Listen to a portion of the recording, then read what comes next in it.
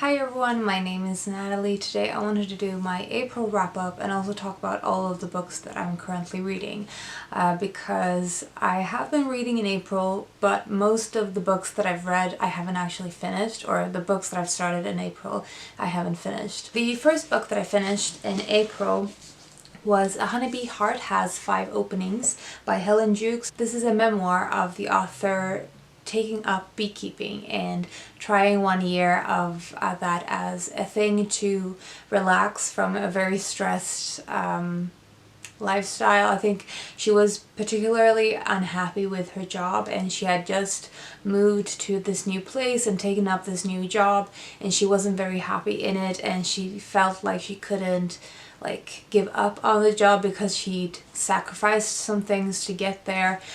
So beekeeping came as a sort of idea to have something to ground her and something to relax her. And this memoir both talks about the history of beekeeping and some of the things that has changed with new ideas about the hive and everything like that. So there are quite a lot of things related to beekeeping as a hobby or as a activity, as well as talking about the nature of the honeybee. But there's also a lot of personal things in this, since it is a memoir and combining nature writing with her personal stuff. One of the things that I like about the structure of this book is that it's told very in a parallel kind of way. So when something personal happens, you sort of see when in her narrative it happens, like what is happening in terms of her beekeeping at the same time that this personal thing happens. So it's, I think, is very honest in portraying both this big project that she's taken on, as well as being realistic about the fact that her life keeps on going. She still has to deal with a lot of things that has nothing to do with beekeeping, and you really see that in this memoir. I found it to be quite distanced in the beginning of the book. It took me quite a while to warm up to Jukes as a writer and storyteller, and I'm not quite sure what it was, and that is the main reason that I didn't love this as much as I could have. But I found the parts about beekeeping and honeybees in particular so interesting that it ended up being quite an enjoyable book. So I think if you're at all interested in beekeeping and the history of that and the experiences of doing it practically, as well as the emotional experience of it, then this is absolutely a book worth looking into. I would say it's not as emotionally sharp as something like H is for Hawk, but it does have the same kind of vibe to it, and Helen McDowell also has blurbed it at the front, so that might give you an idea of what to expect with this book. Then I read probably my favorite novel of the year so far, and that is North and South by Elizabeth Gaskell.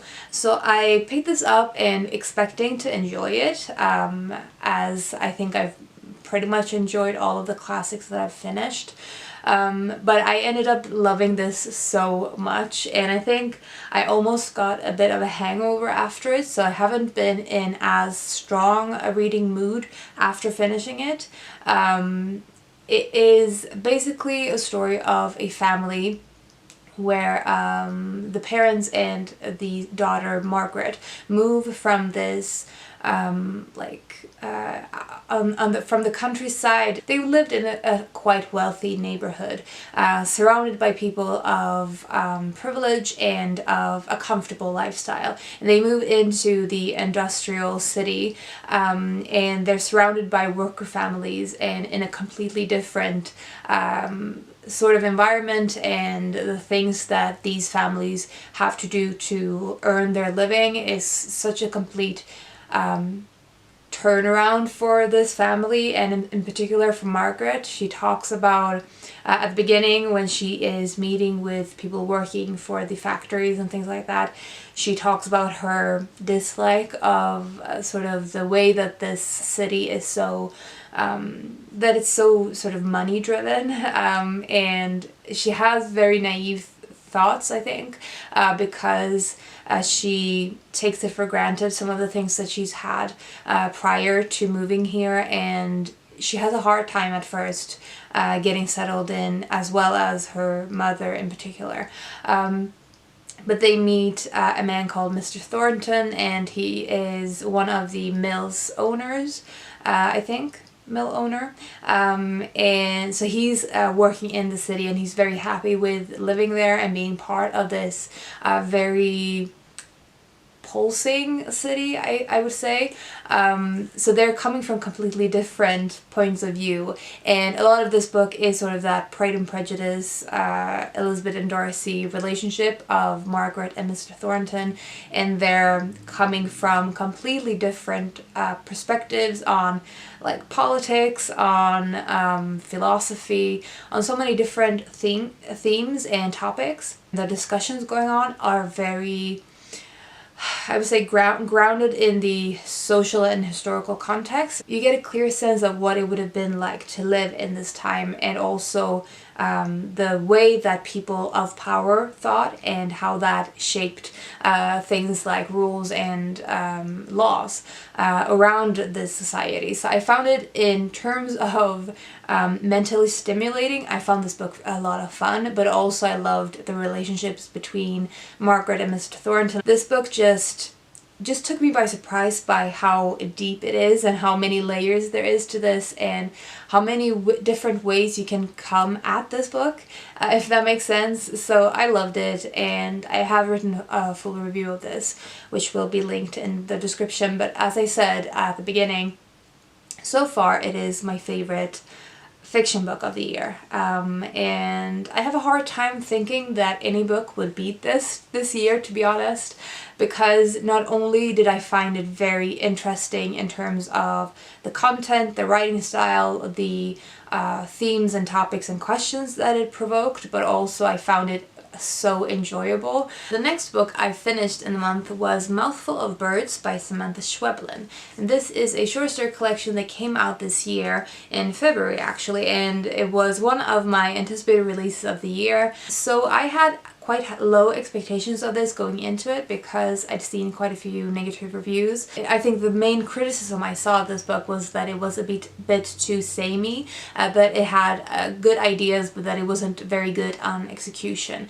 I think in terms of the ideas, I love Samanta Schweblin's mind. I love all of the things that she does in her stories. I think she is good at sort of reading where your thoughts will naturally go, and because of that she can sort of make a sudden twist very intentionally from your expectations. So I think the structure of all her stories are very good, and a lot of really interesting stories that feel very imaginative and brand new to me, like much in similarity to Yukiko Motoya's short story collection that was called, is escaping at me at the moment, but I will put a picture here of the collection I'm talking about.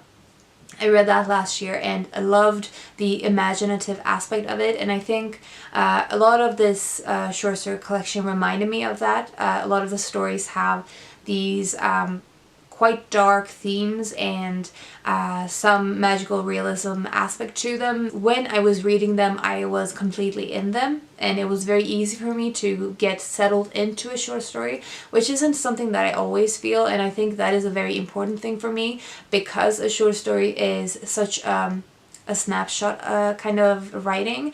It needs to transport me immediately so that I feel I can understand the way that that world works, and I think in that sense she is really good with doing that in a very limited space. Most of these short stories are very short as well, but I love her imagination, and I think a lot of the dark themes are right up my alley. So my main problem with the collection as a whole was there's something lacking in the durability, I think, of the short stories, and I'm wondering if that is because they're so short, I haven't had enough time with them. So I am actually planning on buying this one eventually to be able to return to it, because I really like the stories. I think the one that stands out to me immediately the most is Headlights, which is the first story in the collection, which is about a woman who's just gotten married, and she stops, they stop the car as some like a restroom at the side of the road, and she goes out and visits the restroom, and then her husband, newly-wed husband, drives off. And it turns out that this particular place she isn't the first bride to have been left at this exact spot. So there's a large group of newlywed brides there. It's very creepy, and I think the darkness in all of these short stories are so exactly my taste, that I also feel like I clicked with her kind of thinking. The last book that I finished in April is Fågeln i mig flyger, vart vill by Sara Lundberg. This is a Swedish, I'm not sure if I would call it a picture book or a comic. It is, so I'll give you an example. It has a full illustration on one side and text on the other, and there's quite a lot of text, so it depends on the page, but it feels like it's too much text to be a picture book. Anyway, it is a fictionalized account of a real Swedish painter called Berta Hansson. And it is about her as a child and being interested in art and wanting to do it, but also living on a farm, and her parents, especially her father, being very unsupportive of her dream, and her mother is ill and she eventually passes away, and it's about the grief of that and the lack of support for something that you burn to do. And I think the general story of this is basically a coming of age, so it is a timeless and ageless kind of story really to tell and to read, and I really enjoyed it. I loved the art style, which is why I bought it from the art museum that I went to with my friend this past weekend, and I bought it from the art museum store and immediately read it when I got home, because the beautiful art style by Sara Lundberg. Like this. So I really loved this, and I found it really interesting to learn more about Swedish painters, and I am actually planning on reading another book about Berta Hansson, so hopefully that will be in my May wrap-up. But I have been really enjoying reading some Swedish or Scandinavian books, which is coming up in the next pile. So those are the 4 books that I finished in April, and obviously that isn't a lot. And as I said, it's been kind of a strange month in that I have been reading, but I haven't been finishing a lot of books, and also I haven't been reading as much as usual because stress, and that is how it works. So next up I wanted to talk about briefly the books that I am currently reading, and hopefully I will show some of these in the May wrap-up. So first we have The Faster I Walk, The Smaller I Am by Kjersti Annesdatter Skomsvold, and this is the Norwegian original that I'm reading for the first time. This is a reread for me, but the first time I read it in the Swedish translation, and now I am reading it in the Norwegian original, which is a lot of fun, and it is pushing me because although the Scandinavian languages are quite similar in a lot of ways, it's still quite a challenge to read in a different language. So I'm finding that it is requiring much more work from me, but I'm also very much enjoying it. It is a story of an elderly woman who is very socially awkward, and she has no friends, she has no family. The only one really that she regularly converses with is her husband. It's just about her everyday and her worries and her thoughts and the daily routines and everything like that. And I love this book, and I will talk more about it in my wrap-up next. In my next wrap-up. But yeah, I will also talk about it in a separate video that is coming up. So next I have Normal People by Sally Rooney. So I'm actually buddy reading this with Amelia Root. Feels like it's been a long time coming. I have been wanting to read it, especially since the end of last year, and seeing a lot of good reviews of it, and also seeing a lot of people putting it on their favorite books of the 2018. And to be honest, initially I wasn't at all interested in this because the synopsis doesn't make me think I will like this, but I was swayed by the fact that it's so widely loved. Like, I feel like this is a book that even people with entirely different tastes have loved, so that makes me curious. So I am currently buddy reading this, as I said, and we've just only started it, so I don't really have an opinion yet, but I'm looking forward to finding out. A book that I've been reading for a while is Beatrix Potter, The Extraordinary Life of a Victorian Genius by Linda Lear, and this I am buddy reading with Amanda Center and Amy Anders, and this is a biography of Beatrix Potter, and it's very thorough, which is why it's taken quite a long time. I'm very glad to have reading buddies with this book because it is so thorough. There's a lot of details that I probably would have missed if I was just going by my own eyes and mind. But as I said, it is a Beatrix Potter biography, and it starts off with her complicated childhood and relationship with her family, and going through all of her writing and art career, and also talking about her life as a countrywoman. And we will probably finish this earlier in the month, I would assume, because we don't have a lot of it left. A book that I just started reading this weekend and have not gotten very far into yet is I Am by Maggie O'Farell, and this is a memoir of near-death experiences.